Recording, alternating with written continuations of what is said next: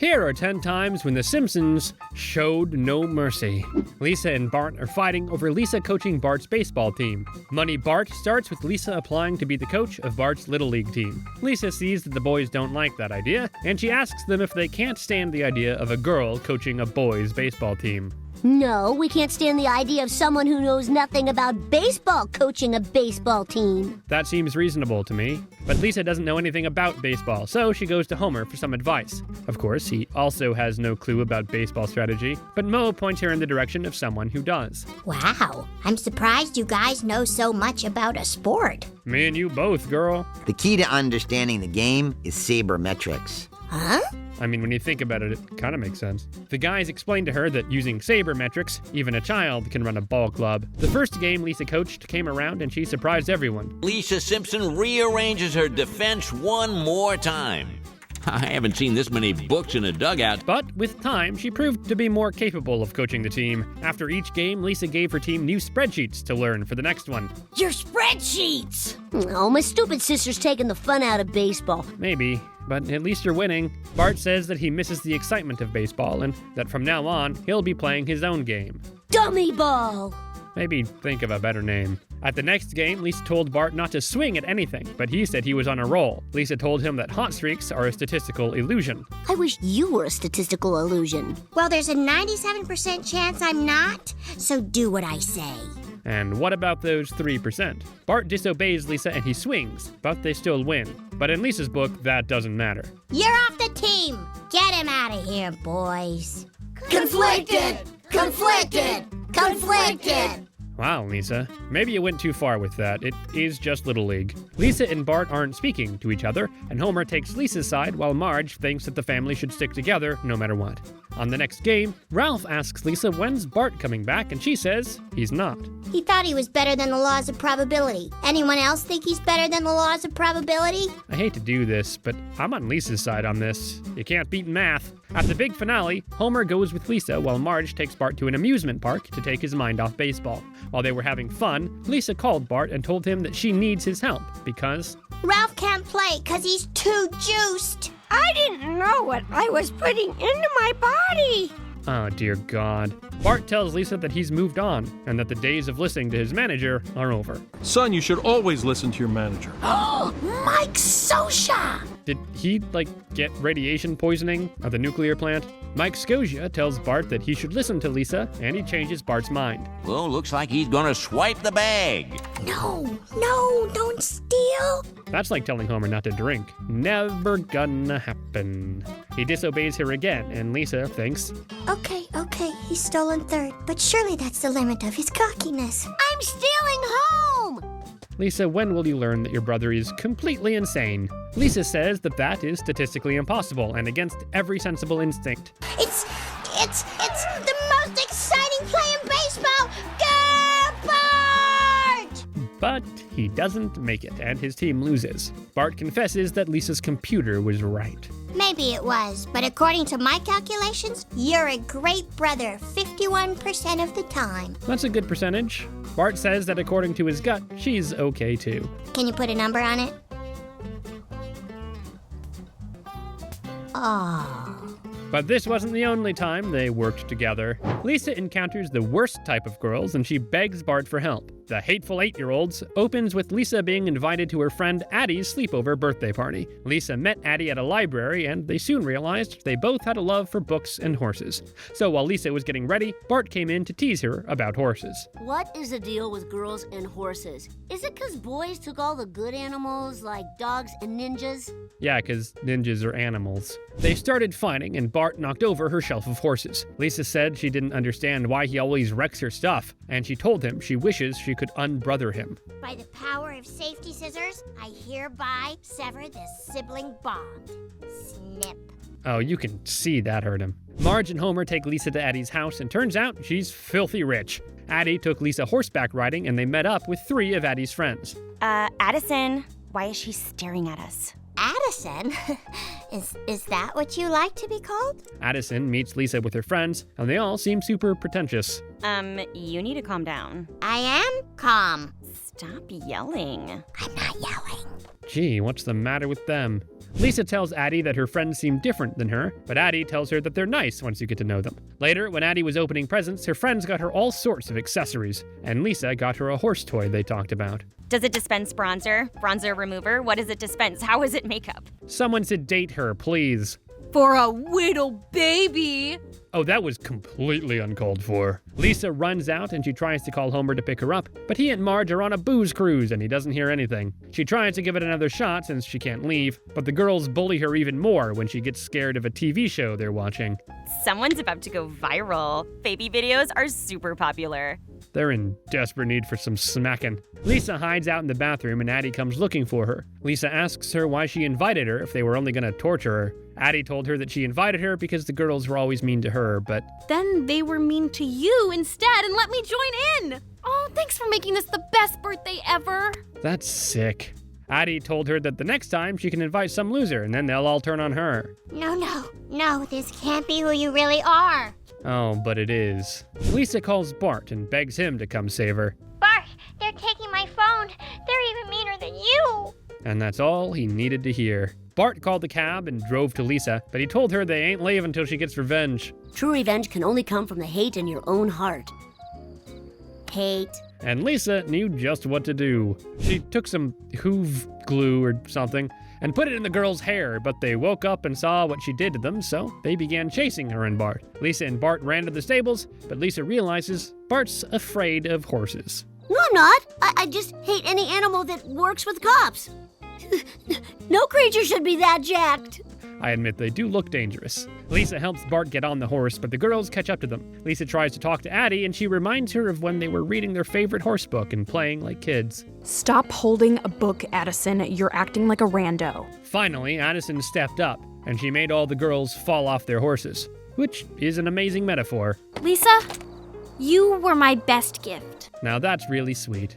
But when Bart needed help, there was someone who was ready to throw punches if needed. George Bush moves to Springfield, and Bart becomes his #1 enemy from day one. Two Bad Neighbors starts with former President George Bush moving across the Simpsons. But immediately, Homer doesn't like him very much because everybody else seems to want to suck up to him. Bart takes a liking to George, and he wants to spend some time with him and ask him all sorts of questions. Hi. Hey, what's this? My electric card shuffler. Don't go near that. Now, I told you. Oh, he's not gonna like Bart. But George's wife likes that Bart is such a lively boy, and she tells George to spend time with him. George tells Bart that in his day, boys didn't call their elders by their first names. Well, welcome to the 20th century, George. I'll kick you right out of the 20th century. Maybe he should have a chat with Homer. He also doesn't like Bart very much. The next day, Bart comes over again, and Mrs. Bush tells him that George is still sleeping, and he should go and wake him up. Your husband's awful grumpy. Oh, that's just his way. He really likes you. Where did she get that from? Bart goes upstairs and wakes up George and asks him where he got his pajamas. George tells Bart that these are presidential pajamas. You have to be president, and you're not president. Yes, I am. No, you're not. Now, come on, George. Don't you like kids? Bart asks Mrs. Bush if they have any candy, and she says they don't, but she can make him cookies. Can't remember the last time she made cookies for me. What's that? No, nothing. Someone's jealous. Later, George was working on his memoirs, and he finally finished them. But then Bart came and ruined them completely. I'm gonna do something your daddy should have done a long time ago. Oh, no, he didn't! Bart came home and... He spanked you? You? Bart Simpson? Yeah, I find it hard to believe, too. He makes fun of the way I talk, probably.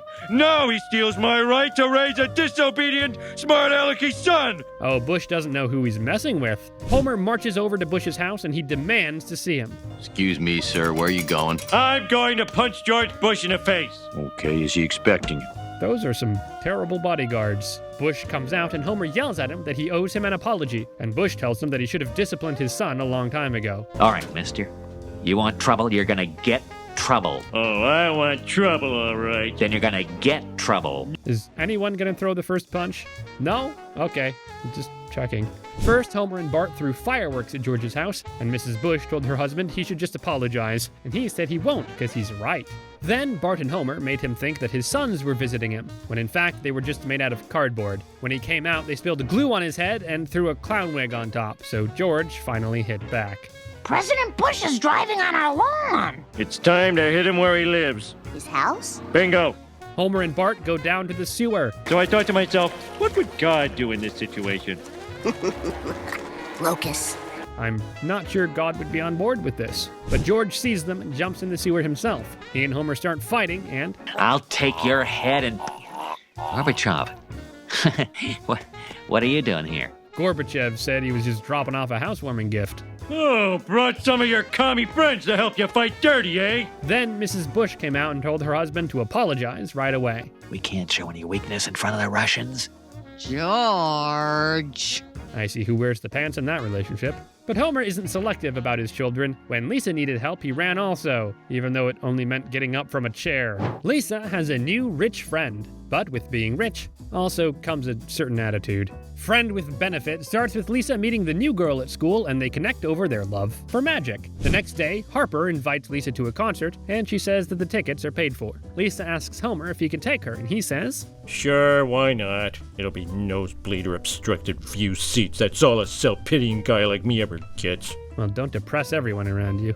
Homer and Lisa get to the arena, and upon entering, they're given platinum VIP wristbands. Homer and Lisa go through several rooms with celebrities, but they're the only ones with platinum wristbands. Remember when we were A-list? It all went south for me when I got that DUI. They go into the last room where Harper and her dad, Mike, were waiting for them.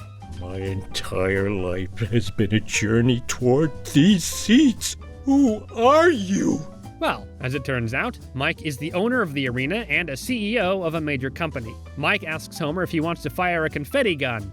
That's the only kind of gun I've never fired. That's concerning. Lisa and Homer have an amazing time at the concert. But when they were driving home, Lisa said that she found it weird when Harper didn't let her speak when they were talking to the band. Homer stops the car and tells Lisa that he's going to give her a few facts of life. He said that the world is full of wonderful, priceless experiences, and he can't give her any of them, but Harper can. So it doesn't matter if she talks to you, looks at you, or is disrespectful to your father. I mean, he is right about the first part, but damn, that's really sending a wrong message to his daughter. Harper invited them to go see David Copperfield together, and a similar thing happened. He asked the girls what's their favorite TV show and dessert. Certainly. My favorites are the Happy Little Elf. Krusty and Cotton Candy. I was gonna say what... Now that's just bad manners. The next day at breakfast, Homer was saying how happy he was and how much he likes Mike. Marge, do you know what it's like to have a man take care of your every need? Homer, I think if she did, you wouldn't be asking that question. Mike then sent Homer a text asking him and his family to come to his private island for a week. Of course, Homer accepts, but his plans are about to be changed. Lisa met with Harper at school, and Harper said that she's really happy they'll be joining them on the island. So, as a token of friendship, she got Lisa a new bike. Lisa thanked Harper and said that the bike was wonderful, but she just can't accept it. You'd rather have your crappy bike? Look, Harper, this may be crappy, but it's my bike. Lisa has a point, I hate to admit that. Harper said that she didn't realize that getting Lisa a new bike would make her so mad.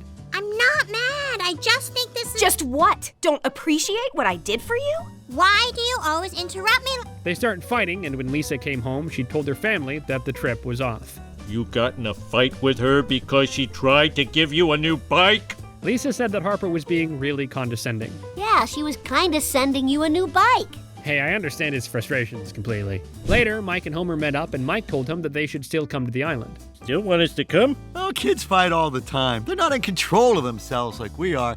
I don't think that a man who buys anything he sees is really in control of himself. The family goes to the island, and Homer thanks Lisa for the sacrifice. They have an amazing time, until... Harper flipped a sea turtle on its back! My beach, my turtle. Why is everything yours? See, Lisa, you'd be the same if your dad had money. Mike asks Homer to help him out by telling Lisa to let Harper have her way. But Homer sees how upset Lisa is, and he just won't do it. Harper, I know I shouldn't say this on your private island, but you're kinda spoiled. Oh, they're about to be shipped back to Springfield. There's nothing I love more than her. She's the sun, the moon, and the other thing to me. What other thing? Homer says that he won't be on an island with people who push his kid around. You're not taking the yacht. Oh, no. You're taking a limo to a private jet, which is flying you straight home. Sounds like a dream to me. But there are just some things that will have to stay dreams, even when it comes to little boys.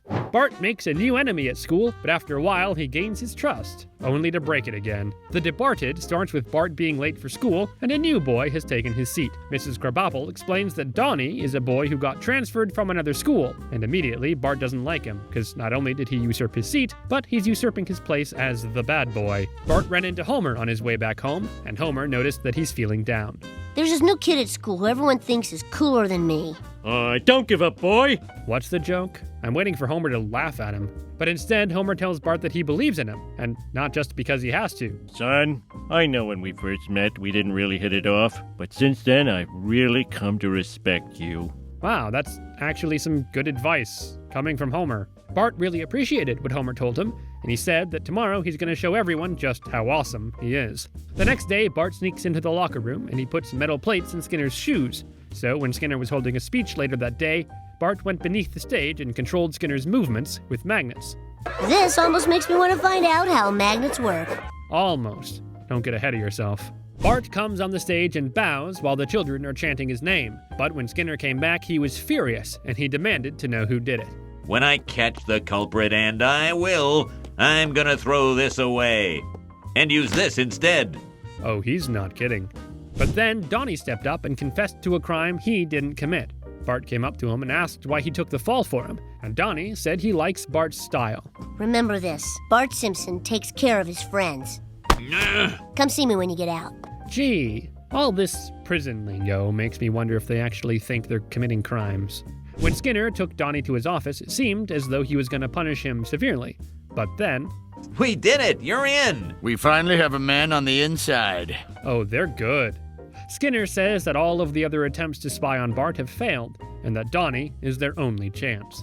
When he got out, Bart took him to his treehouse and showed him every scam they run at school. He also gave him some blue vines he imports from Europe as a token of goodwill. But soon, Bart noticed that all of his pranks are failing, and that Skinner is always 5 steps ahead. Then Willie came up to him and said he had some information. But it won't be easy to hear. Because of your stupid accent? Och nee! Because of its upsetting nature! Willie says that Skinner has gotten someone close to Bart, but he doesn't know who. The only thing he knows is that they're meeting right now. Bart runs to see who it is, but he can't catch the boy's face. The next day, Bart and his friends were riding bikes, and Donnie was worried Bart figured it out. Gentlemen, someone I thought I could trust is a rat, Donnie. Grab Millhouse's legs. He's the rat. Jeez, Bart, you couldn't be more wrong. Bart locked Milhouse in a locker and said they were going to come and get him in a couple of hours. Then he, Nelson, and Donnie went back to the treehouse, and Bart told Donnie about their plan to egg Skinner's house with an ostrich egg. The next day, Skinner asked Bart if he could help him put up a banner, and while he was doing so, Bart saw that Skinner's tongue was blue. Blue from the vines Bart gave to Donnie. Donnie's the rat. Finally, Sherlock.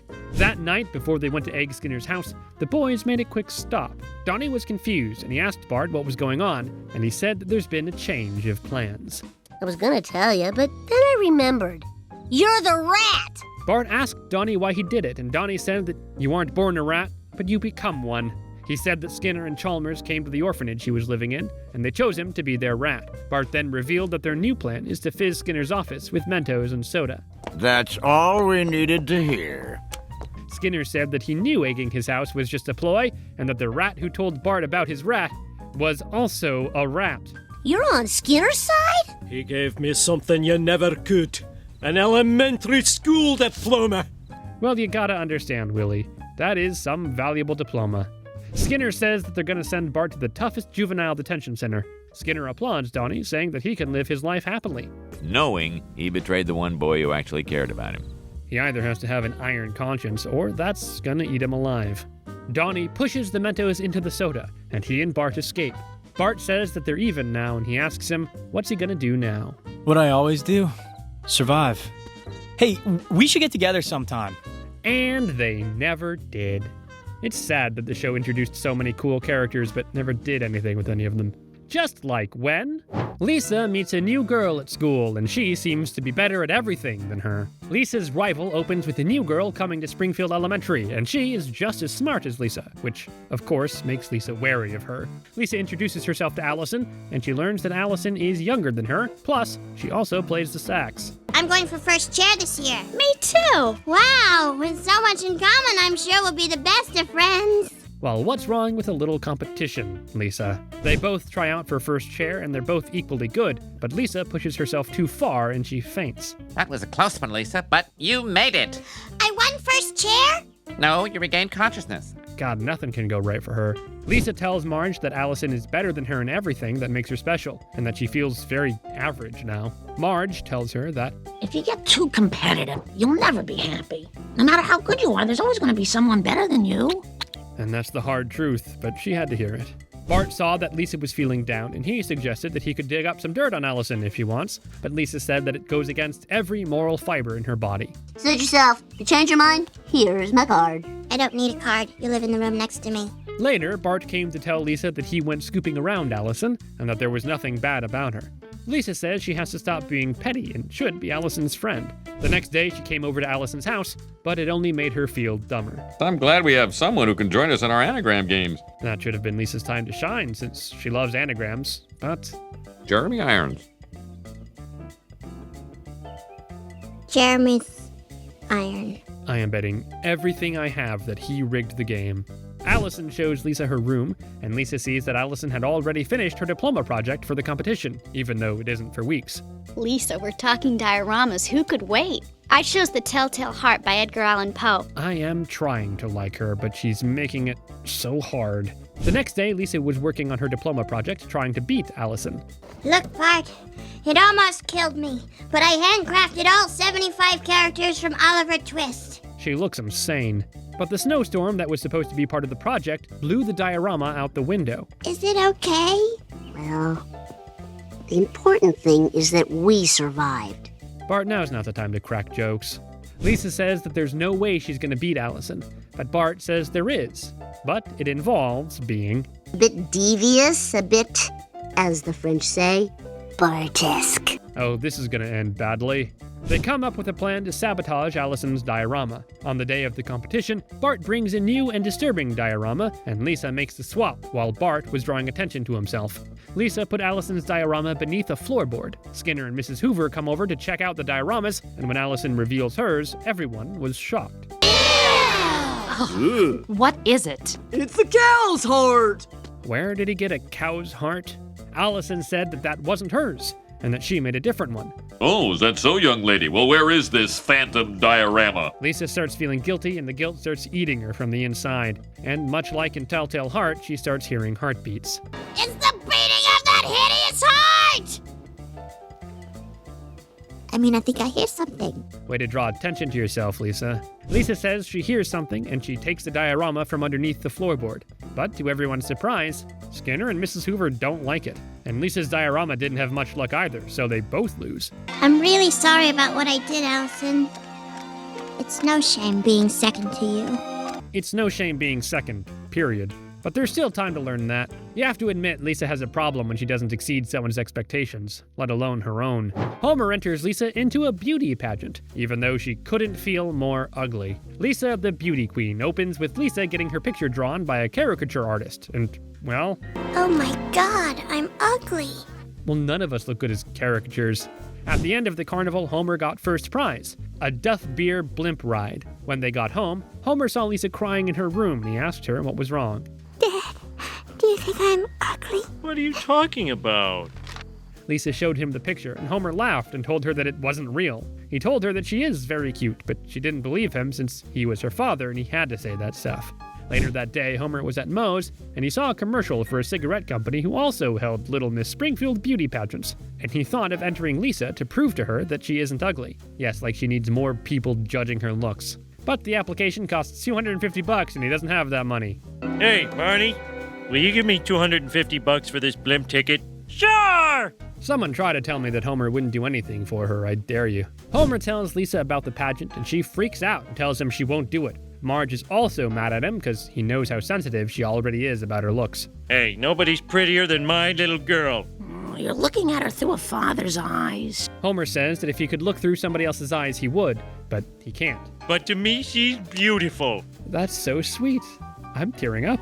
Marge talks to Lisa and tells her that nobody is forcing her to do anything, but she asks her if she knows how Homer got her into the pageant. Lisa said she didn't, and Marge told her about the ticket he sold. But that ride meant everything to him. I'll do it. Emotional manipulation. Works every time. On her first day, Lisa learned that there was a girl named Amber Dempsey who won every pageant, commercial, basically everything in town. She's about to bring out the big guns. Eyelash implants. I thought those were illegal. Damn, all that on an 8-year-old? Where are those parents? Lisa comes home and tells everyone that there's no way she can beat Amber. But Marge told her that she's going to take her to the beauty parlor to show her just how beautiful she can be. And Bart said that later he's going to teach her the tricks of the trade. Taping your swimsuit to your butt, petroleum jelly on your teeth for that frictionless smile. Jeez, where did he learn all that? Lisa went to the salon and had a makeover, although I expected a bigger change. Homer told Bart that when Lisa comes in, he needs to make a big fuss over how she looks. When it comes to compliments, women are ravenous, blood-sucking monsters, always wanting more. More! Well, maybe they wouldn't be such monsters if you complimented them regularly. Is that Lisa? Ooh, I gotta call heaven. There's an angel missing. Oh, they're completely see-through. But when Bart was helping Lisa, she realized she has no idea how to walk in heels. Heel, toe, heel, toe, heel, toe. Do you really think I can win? Hey, I'm starting to think I can win. Honestly, I'd give him the prize over Lisa any day. Just look at that catwalk. Lisa said that the other girls are much prettier than her, but Bart told her, Lisa, as your brother, this is the hardest thing I've ever had to say. You're not ugly. And because of those sole words, she gained her confidence back. But unfortunately, little Miss Lash Implants won. Later, the family was watching Amber on TV and making snarky comments at her. Marge said that it would be a real shame if that dress got wet. I'd say the greater danger is her scepter acting as a lightning rod. Unless it's made out of plastic. Nope, metal. So, since Amber was struck by lightning, Lisa is now crowned Little Miss Springfield. But when she learned about the cigarette commercial, she backed down. Dad, do you remember why you entered me in that pageant? I don't know. Was I drunk? Possibly. Lisa told them that she does feel better about herself and that she's really thankful to him. Will you remember this the next time I wreck your life? It's a deal. But if she can be this mean toward kids her age, how mean can she be toward someone who blatantly disrespects her? Lisa finds out an upsetting truth about her teacher. Sorry Not Sorry starts with Lisa getting a B- on her project, and she confronts Miss Hoover about it. The same grade as Ralph? Sorry, Ralph. No offense. I'd take some offense.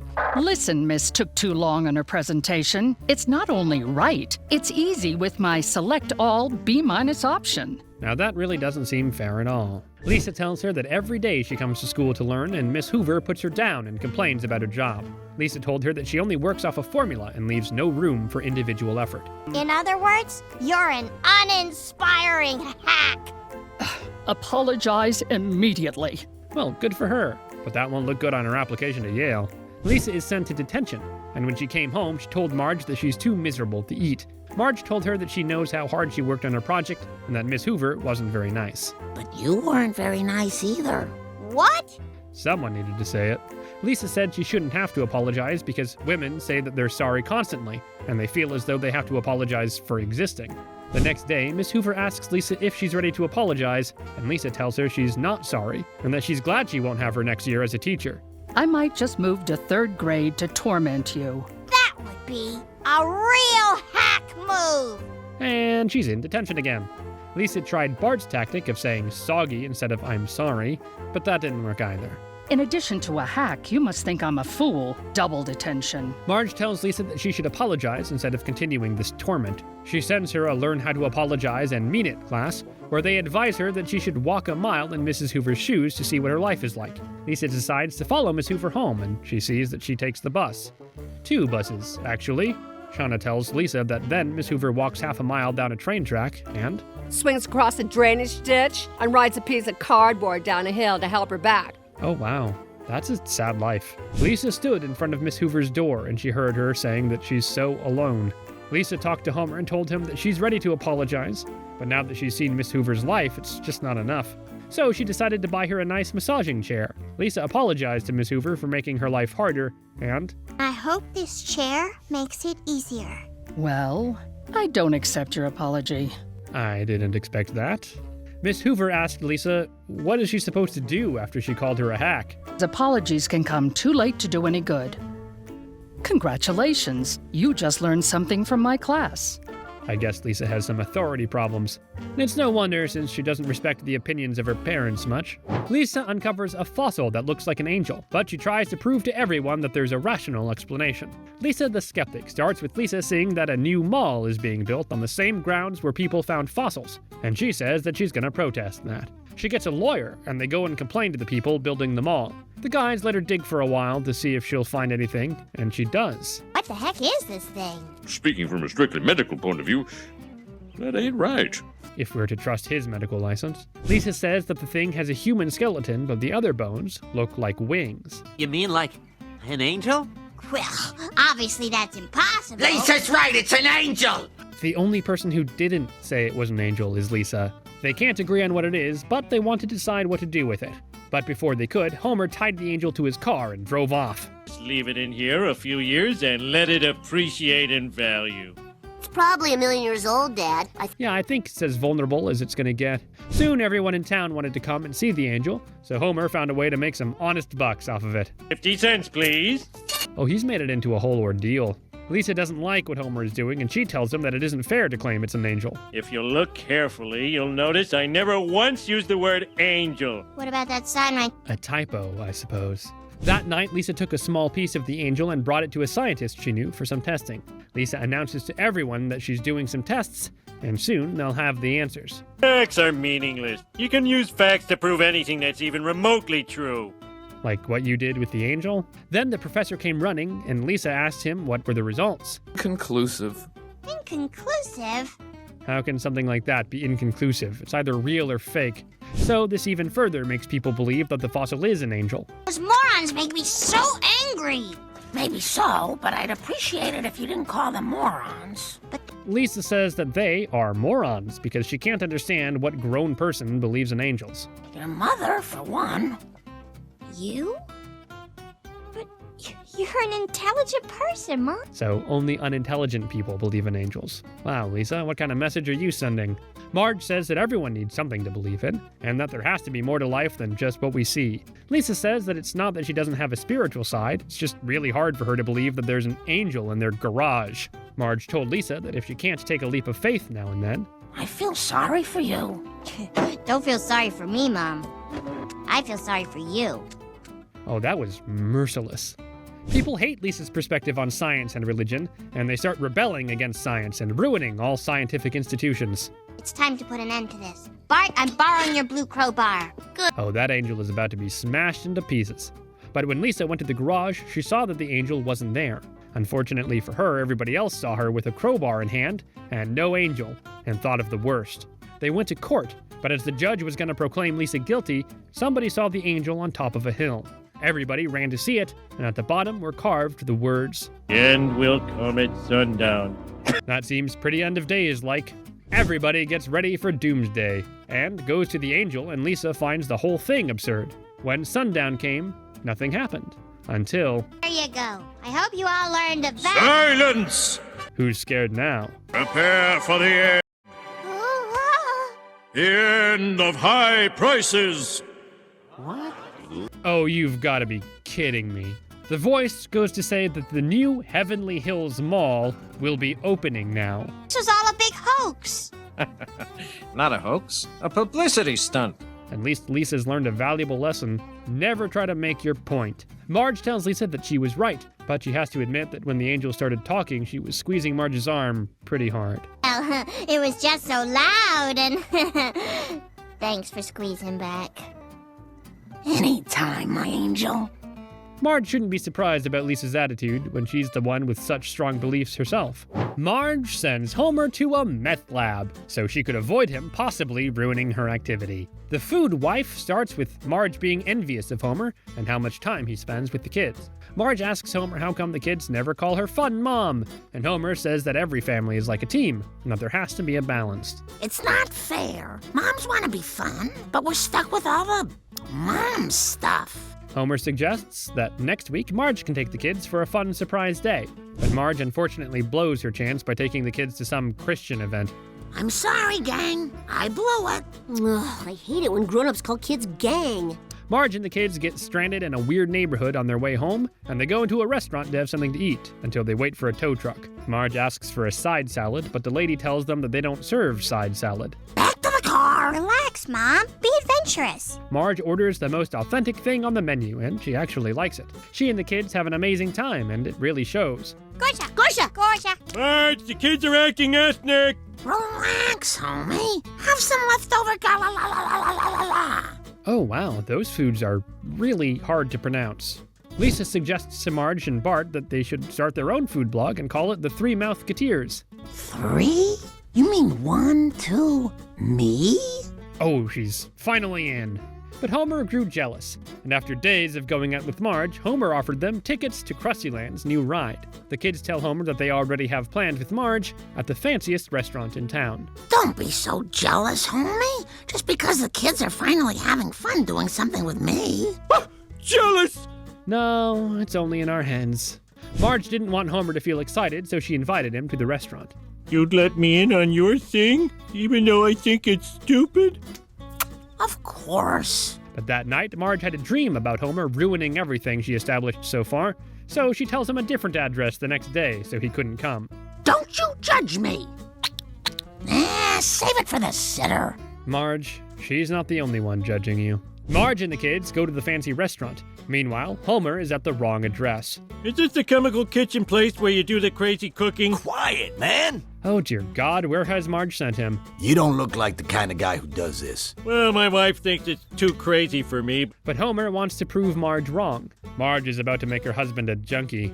But then the police barge in and the junkies have a shootout with them. Homer calls Marge and tells her she gave him the wrong address, and when Marge heard what was going on, she ran there to help him. Where do you think you're going? A wife needs to tell her husband she was wrong. And in you go. Really? Just like that? Marge manages to save Homer, and... Oh, Marge, you saved me from the danger you put me in. I am so happy and angry. Marge tells Homer that she only wanted the kids to look at her the same way they look at him. That was awesome. We ate mad scientist food and broke up a meth lab in the same day. Fun Mom! Fun Mom! So I guess sending your husband to a meth lab paid off. If you enjoyed this video, make sure to like and subscribe to the channel. Don't forget to leave a comment with your favorite merciless moment on The Simpsons.